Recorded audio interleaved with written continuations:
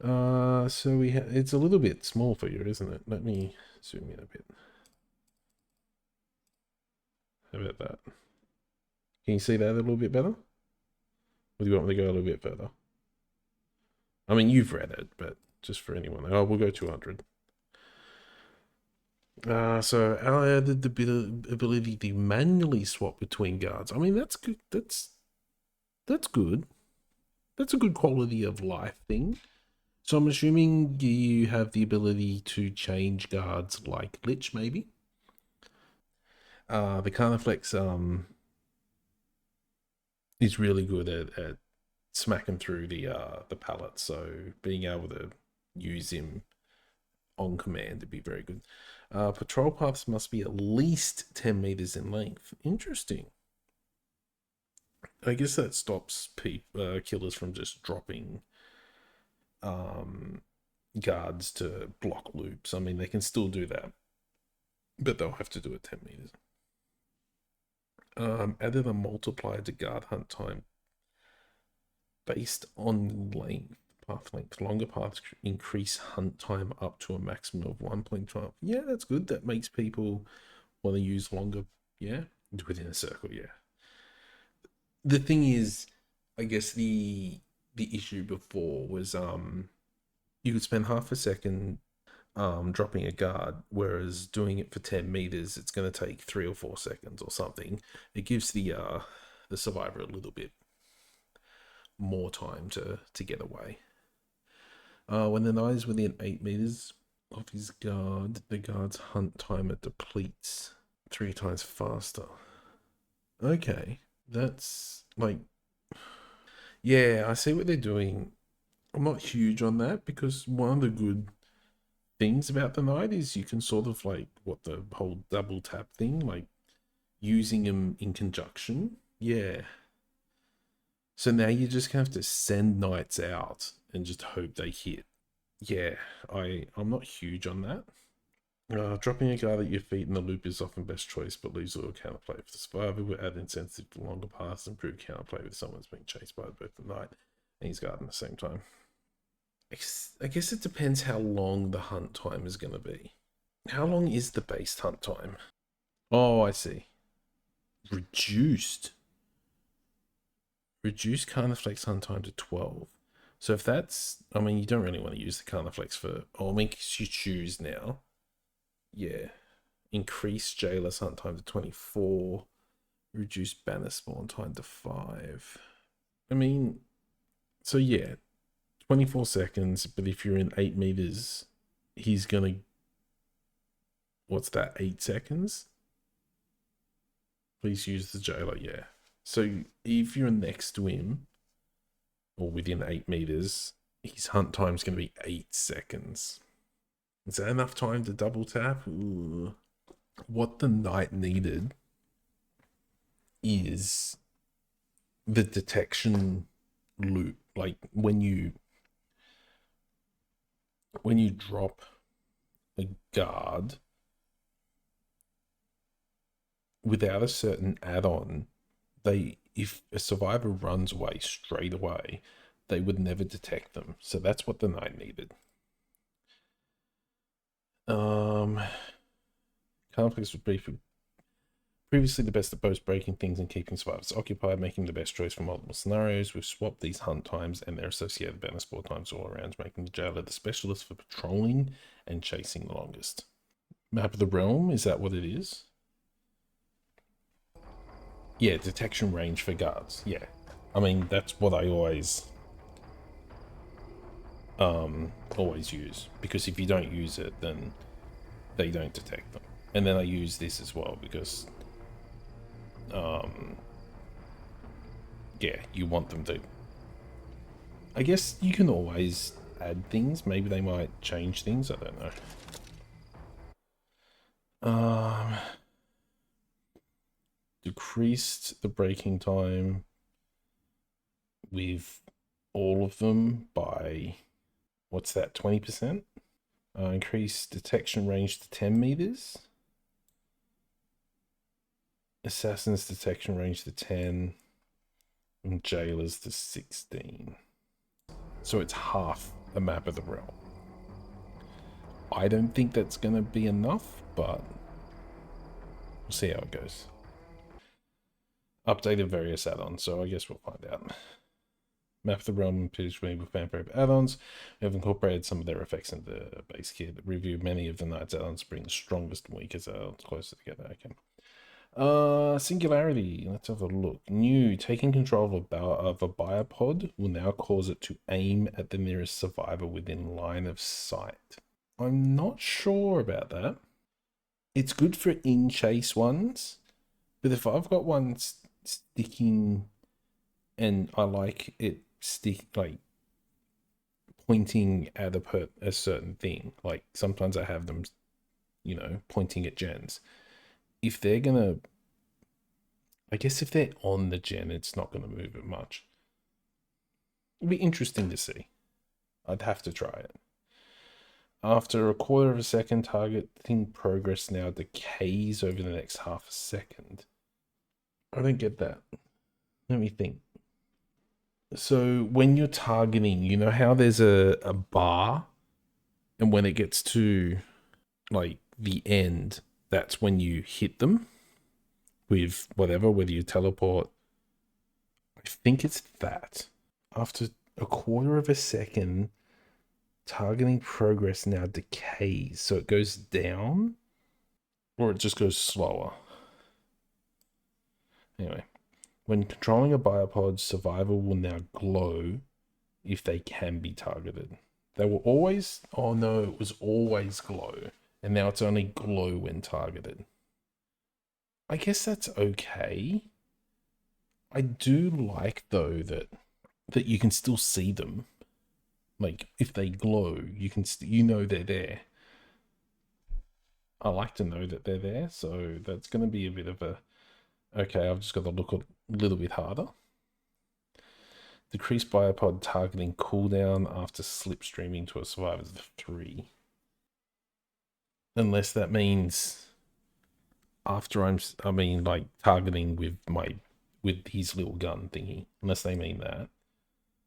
I guess that's fine. Approved UI when using biopods and when shooting with killer. Okay. Singularity can be hard to learn but deadly when mastered, so I've made some adjustments to make targeting survivors with biopods easier. These changes won't have significant effect on those who have already mastered Singularity. Yeah, if anything, it's going to make it a little bit harder. Added the ability to destroy the currently controlled biopod while being in the biopod. Oh yeah, that's good. That's good, I like that. So you can just go straight to it and then just go, yep, don't want it, rather than having to go across the map. Because there are times where I've hit, I've put a couple of biopods in spots and now they don't. If they're adding this, one of the things I don't like is when you've used all your biopods, when you do another one, it gets rid of the last one. So if they've added that, the ability to destroy remotely, then don't override. Killer can now hear audio by default when controlling a biopod. Honestly, I don't think that needs to be, because I'm never in a biopod for more than half a second. Maybe a second if I'm trying to track someone. And with audio, what's the point? Like, you're not really looking around for them and trying to hear things, but sure. I mean, it could help others. Some quality of life improvements. Biopods now have audio without needing an add-on, and you can now destroy a biopod from a distance as long as it's not disabled. That's fair. Killer now receives Killer Instinct when Survivor is slipstreamed. I guess that's quality of life, so you don't lose track of them. The last controlled biopod has its aura revealed in yellow for 10 seconds, was 5 seconds. Yeah, I knew about that. Switching between biopods and Singularity can be disorientating, so we made some changes to help players get the bearings of hard targets. Yeah, that's fine. Singularity gains 3% haste when overclock mode. And what's Family Photo? That's 5%, isn't it? So it's just over 5%, so it's just over half. But then you don't have the decreasing the overclock mode either. So yeah, pure upside there, that's good. Removed overclock's duration no longer scales with the number of slipstream survivors. Okay. That's completely new. Now the question is, so this is good for survivors because now survivors have a set number that they know is, so if they've say changed it to 5 seconds, they know it's always going to be 5 seconds unless there might be an add-on, but it's always going to be a set number. Whereas before it'd be like, oh, can I go one more without, like one more loop before he gets me, oh, how many people slipstreamed, blah blah blah. It just allowed a little bit more variation. But base duration to 5.7 seconds was 4.7. Okay, so it's shorter because base duration was 4.7, but the more people that were slipstreamed, it would go higher. So it's, yeah, depending on the slip. Yeah. Chains stuns caused by perks head-on blast mine during overclock will now cause overheat. Yeah, it's fair. So my family further add-on was much loved, so the other part of the base kit simply simplify overclock, we've moved the scaling duration and bumped up the time to 5.7. Yeah. Added an aim assist effect to shooting a slipstream survivor. Increased an aim assist when creating biopods. Oh, you mean like the UI? Maybe, I'm not sure. When attempting to teleport to a survivor or place a biopod, a slight change could cause your shot to miss or become an invalid spot for a biopod, causing it to do nothing. We've improved the aim assist to linger slightly longer in the last place, valid place, or slipstream. Okay. But I guess it will help new singularities. Passive EMP printing at supply cases is now limited to 97. The remaining progress must be done manually by a survivor. Okay, that's okay. I don't think the extra 3% is really going to make a difference. I reckon if they were going to limit it, maybe make it like 90% and get them to do the last 10%. It just feels like they'll just spend an extra half a second doing it, which in all honesty isn't going to really make a big difference. Rather than just picking it up, but it's still a thing. It's still a thing. Supply cases that have reached the passive printing limit will now have their auras revealed in yellow. I'm assuming to the survivors. Disabled biopods will pulse shortly before they are reactivated. Decrease the aura reading range of supply cases to 28. It was 32. Decreased range of EMPs to 8. Okay. Decreased immunity to slipstream after using an EMP to 0.35 seconds. It was 2. That's pretty good. EMPs are essential to the playing against Singularity, but they can be too plentiful at times, making it hard for the killer to use their power. Survivors will now need to spend a little bit more time to acquire EMPs. 3%, like I said, I don't think is going to make a huge difference. But it's still better than it going to 100%. And they won't be protected from further slipstreams after using one. With added new visual effects to biopods to let survivors know when a pod that has been disabled is about to reactivate. Reduce time it takes to switch back to the slim. Oh, okay. Half the amount of time, that's not bad. Reduce the time it takes to switch back when near a hook survivor to 1. Whoa, that's huge. I honestly didn't think that needed to be done because it stops singularities from camping.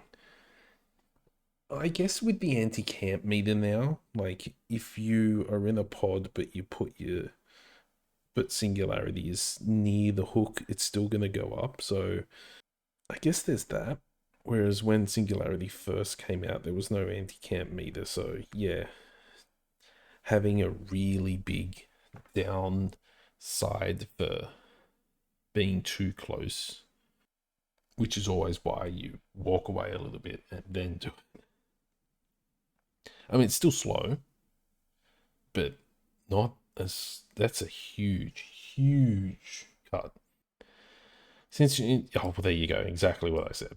Exactly what I said. Since the introduction of anti-fancy camp, this penalty became a little redundant, as staying near a hook survivor now carries its own risks. We've reintroduced this penalty, though assessing biopods next to a hook survivor still may not be ideal. We've also reduced the base wake-up time to make swapping back to singularity feel more responsive.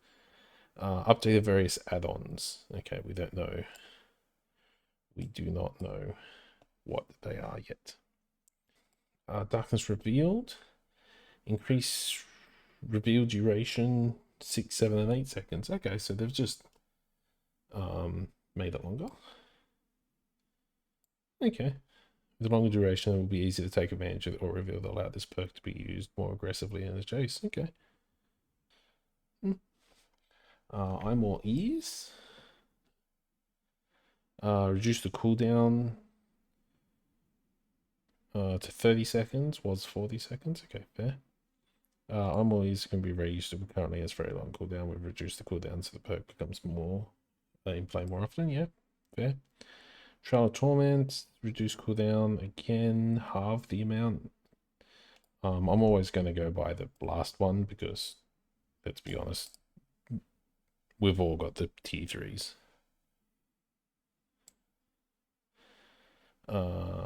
Yep. Oppression, reduce cooldown, another cooldown by half. Oppression might actually see some play if it's now down to 40 seconds. Dragon's Grip, cooldown again by half. This is not a copy and pasting error. We've done the exact same thing. Yep. Machine learning, increased duration to 40, 50, 60. So they've doubled. Getting machine learning to active can be tricky, so it's extended its duration to help the killer get value of it when it does. That's fair. That's fair. Autodidact. Increase starting skill check penalty to -15. Was -25. That's it. Okay, well, it's, I still don't think it'll be used, but it's better than it was. You can become very strong with some luck later in the match, but the large penalty often means it'll do more harm than good. We tone down this penalty, make it a little bit more consistent, and improve its strength when you build up your tokens. Okay. Empathic connection, increase healing speed bonus to 30%, was 10%.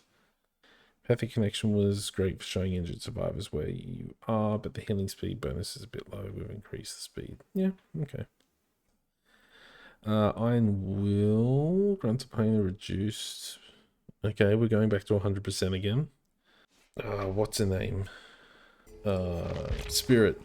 Spirit mains are currently screaming. Iron Will already makes survivors fairly quiet, but even the slightest noise can give away your position. We've increased the effects of the perk to reduce the gap between tiers to make lower tiers more useful. Resurgence.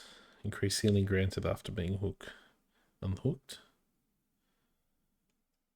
to 70%. It's a little weak since it can only activate twice per match. I guess that's a point. We have increased the healing it grants. I feel when you only have to heal 30% of someone that just come off the hook feels... Oh, I guess Sloppy Butcher. Then you're going to get heaps of people with Sloppy Butcher now if people use that too much. Yeah, we'll see. Solidarity, increase healing conversion rate. See, that one I don't mind as much, because you've still got to take the time to heal someone else to get that back. Whereas Resurgent is just getting unhooked and then being 70% healed already. But yeah, we'll see how it goes. Babysitter, increased duration of haste and pulls the blood hardening to 30 seconds. Okay. Hook respawn. Hooks to the survivors being sacrificed will repair themselves after 60 seconds. With hooks remaining permanently broken, it could create dead zones where it was impossible to get a survivor the hook before they could wriggle free. Now, when a survivor is sacrificed on the hook, it will be automatically repaired after 60 seconds. It's pretty big, to be honest. Map variants. Variations to Yamaoka. Variations to Ormond. Fair enough. Are the new possible layouts for each of these three maps? I guess the two Yamaokas and then the Mount Ormond. While the layout of these variants different, they'll include the same iconic features. Okay. In similar size. Okay. Okay, well, that's interesting. It doesn't say when it's going to come out, but